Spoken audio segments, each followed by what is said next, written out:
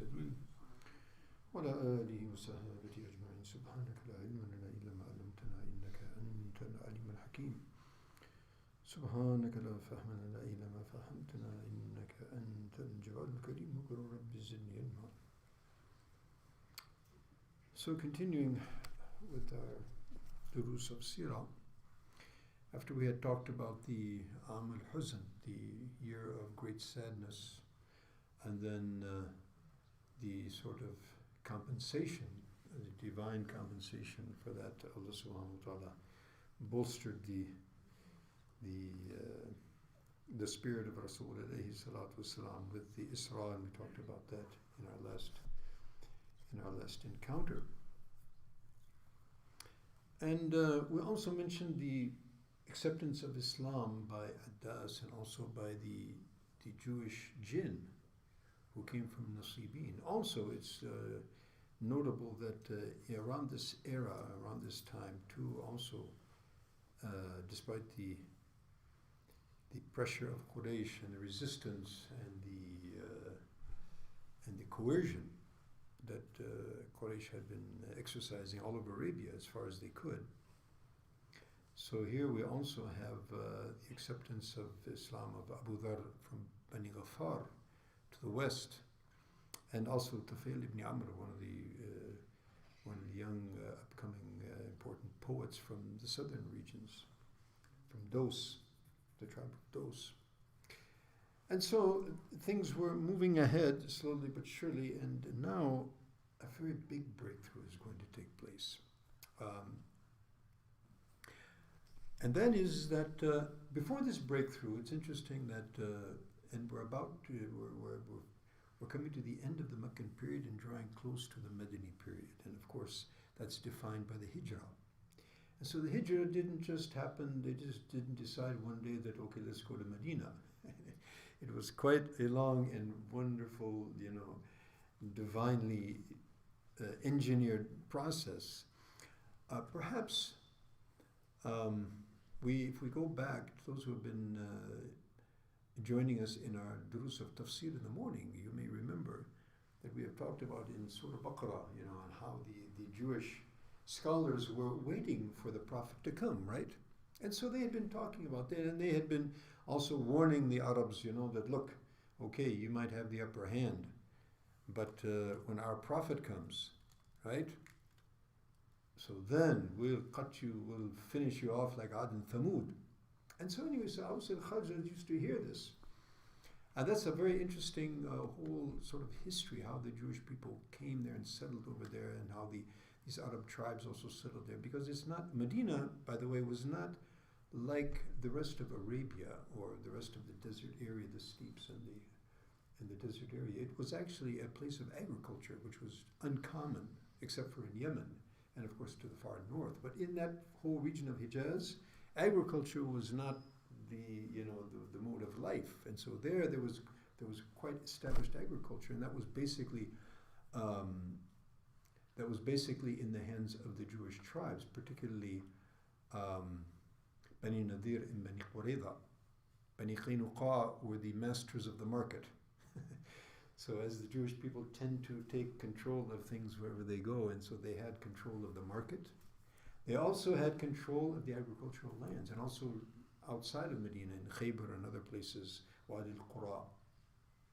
So in any case, there was always this, and the Aus and Khazraj, being the Arab tribes, being kind of the underdogs, as it were.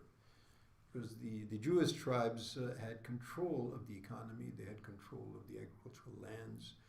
They were considered to be the religious authorities all over Arabia, even Quraysh, as we heard earlier. So the Arab tribes, they always perhaps consider themselves kind of underdogs. And they're always being warned and, sort of trying to be kept in their place that, okay.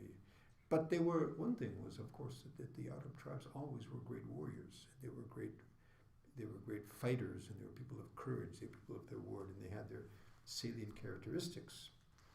And so they were a formidable force to be reckoned with in any case. So now, it so happened that the children of Khazraj, or the two sons of Khazraj, or the two sons of those tribes, were Aus and Khazraj, and the Aus and Khazraj were two tribes that had existed in that area for some time. They had settled in Medina, settled in Yathrib, and there had been rivalry and animosity between them, particularly now when they're in a very close proximity. When you're in the desert, you can, things kind of tend to, sort out. But, in this close proximity, it was like a lot of disputes and a lot of feuds and rivalry. We also perhaps mentioned, or maybe we didn't mention, but one of the things that the ulama mentioned, that hasad, envy, among the people that envy tends to be centered is among brethren, relatives, cousins, because they're seeing each other as kind of rivals for positioning, etc. So here we have this, this animosity between Aus and Khazraj, and they're fighting from time to time. And the last big battle that took place was known as the Battle of Bu'ath. It was a very famous battle, and a lot of poetry was written about it. And it was a huge, as they call malhama. Many were killed on both sides, and despite the fact that it was such a huge battle and such a bloody one, it didn't really turn out to be decisive. Nobody really won. So it just kept the wounds of enmity festering, as it were. And it was really getting, it was uncontrollable, and the people who were, the elders of both sides of the dispute were beginning to realize that, if we don't get this settled, we're going to just end up destroying ourselves. And of course, this is what war ends up with: animosity, envy, jealousy, greed. The end of it is always destruction.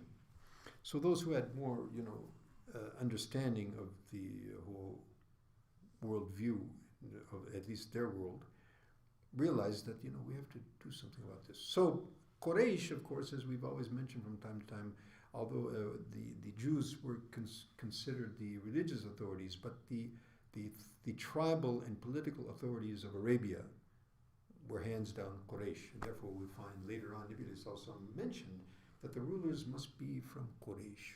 The reason being is that all the Arab tribes are not going to, recognize the leadership and the supremacy of someone who's not from Quraysh.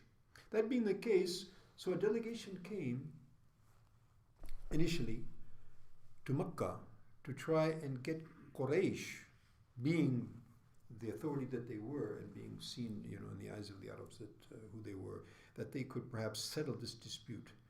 So a delegation came, and among them was Ayas ibn Mu'adh, who was the younger brother of Sa'd ibn Mu'adh, one of the chieftains of the Aus tribe. And this delegation came seeking the intervention of Quraysh, and after presenting, their case, Quraysh decided they don't want to get their hands involved. This is something that they don't want to get. They're having enough problems as it is. So they refused to get involved, and the delegation, finds themselves empty-handed. Now, at the same time, the Prophet ﷺ, as he is, being the da'i and being sent to invite humanity to Islam, so he saw an opportunity. So he mentioned to them on the sidelines that, could I not offer you something which is better than that which you seek? So then, what could that possibly be? So Nabi ﷺ actually invited them to Islam. And nobody, could understand what he's saying or was prepared to accept that, except Iyas ibn Mu'adh.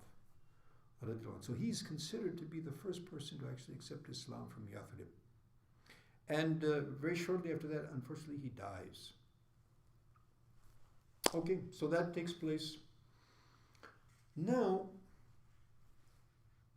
thereafter, among the effort of da'wah in Makkah that Nabi Sallallahu used to continuously pursue was, of course, the great opportunity of Hajj, because Hajj is the time when the people from all over the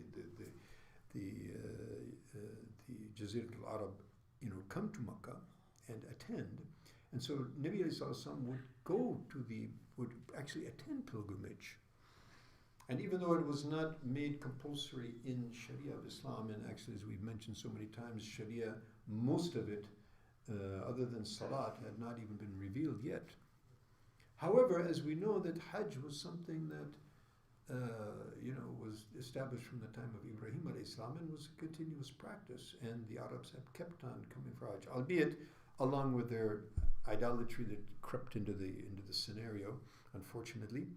But Nabi Sallallahu in any case would go and he would, present, his case to the people. And it's also mentioned that Abu Lahab used to go behind and say, "Hadha rajul kadhib, don't listen to this fellow, he's a liar." And so Nabi Sallallahu would carry on despite the fact that generally would not produce much result, and the Quraysh behind him would really try and put out any kind of progress or stifle any type of progress in that way. Now, it so happened that 6 individuals had come now from Yathrib,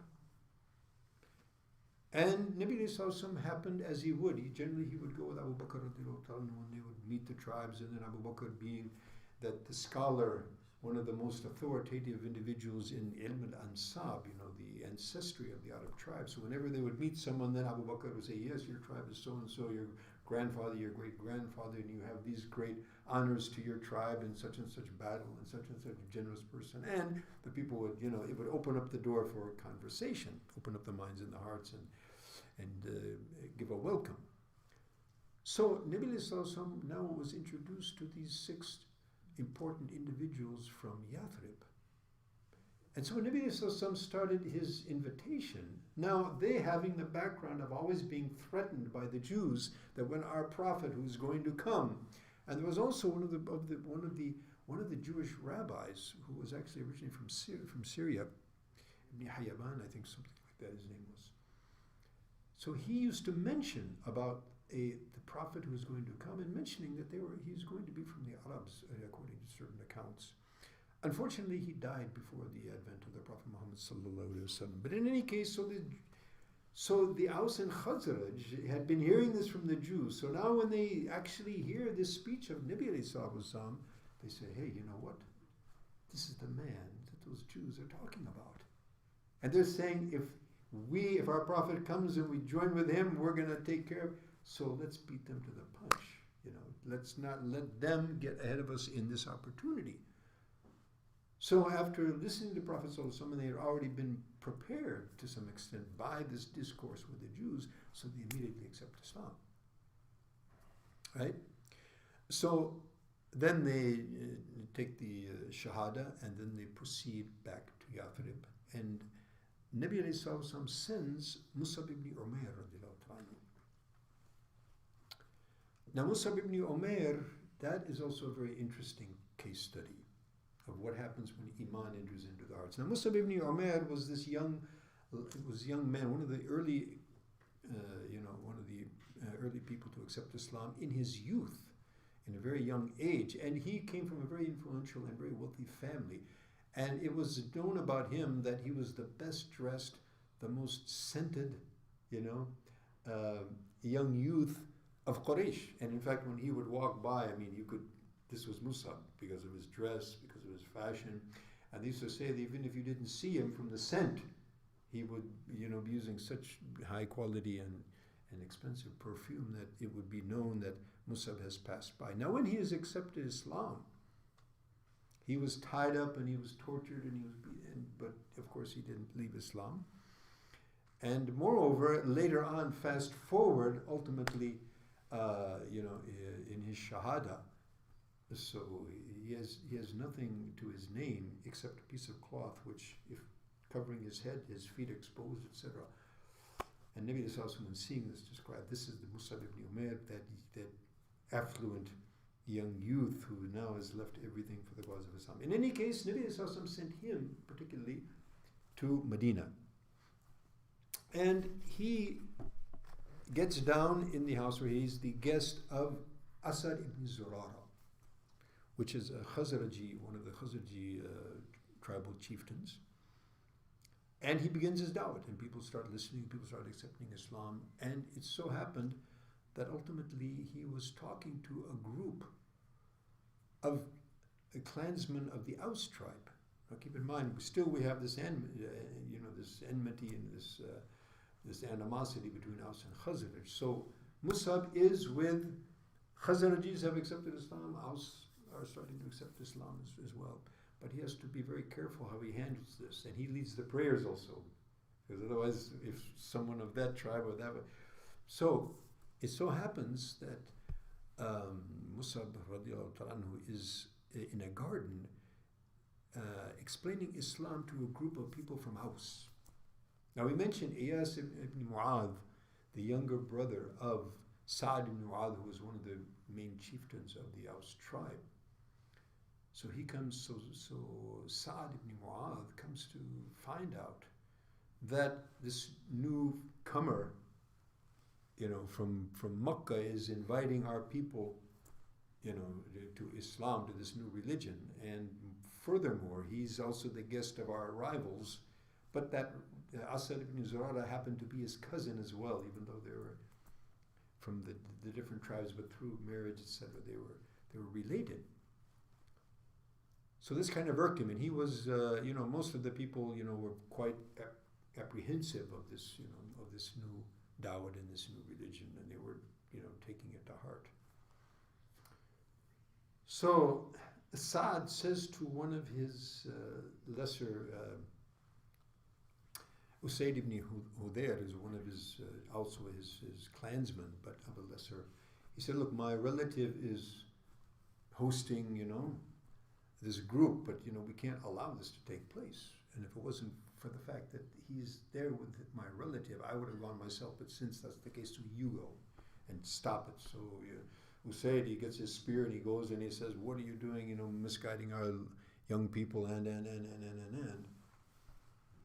So Musab radiallahu ta'ala anhu, being the mentoree of Rasul alayhi salatu wasalam and coming from the madrasa of Muhammad ibn Abdullah sallallahu alayhi wasallam, he idfa billati hi ahsan. So he didn't respond with, aggression, but he responded with patience and love and affection and concern. He said, well, why not, first of all, you listen to what I have to say, and if you find that it's something, decisive or it's something apprehensive, stop. If you find that it's otherwise, you may like to even accept it. So why not just give it a chance? So in the way in which he said it, and what he had to say, and the way in which he said it, it just sort of struck him, and he could see from his countenance that this is a man who's, should be listened to. So he said, okay, that's fair enough. I'll listen and I'll make my decision. So after listening, obviously, to Dawud of Haqq, with somewhat of an open heart and a little bit of open mind, and of course, above all, with the tawfiq of Allah, he accepted Islam on the spot. So now he's gone to stop them, and now he's going to have to go back to his main man, Sa'd ibn Mu'adh, and explain himself, what he did. So he came back and he said, well, this is what happened. You haven't done anything for me, so now I'll have to take the stand myself. So now he goes, and he puts forth the same argument, and Musab responds to him in the same way. Okay, fine, listen to me. Let's be fair. Listen to me. If you find, this is something that needs to be stopped, then feel free. It might be something that you're interested in so many words. So the same effect as well. So Sa'd, said, okay, fine, let's hear it. And after hearing, subhanAllah, he accepts Islam and he says, okay, now. And being the chieftain and the strong man that he was, he went back to his people and he said, look, who am I among you? Who do you think I am? Well, you're our chieftain, you're the most knowledgeable, your opinion is the most, likely and most suitable to be followed, and you're the all in all, basically. He said, okay, that being the case, my kalam, my speaking to your men, your women, or having anything to do with you is going to be haram on me until you all accept Islam. He didn't play around, something like our Colonel Saab, So he said, so obviously they're all his people, and he's the chieftain, he's the tribal chieftain, So they all accept Islam. And so now Islam is moving on, and we have more of this of this chapter, and we'll be talking about this inshallah in our next encounter. بإذن الله تبارك وتعالى. سبحانك اللهم وبحمدك نشهد أن لا إله إلا أنت ونستغفرك.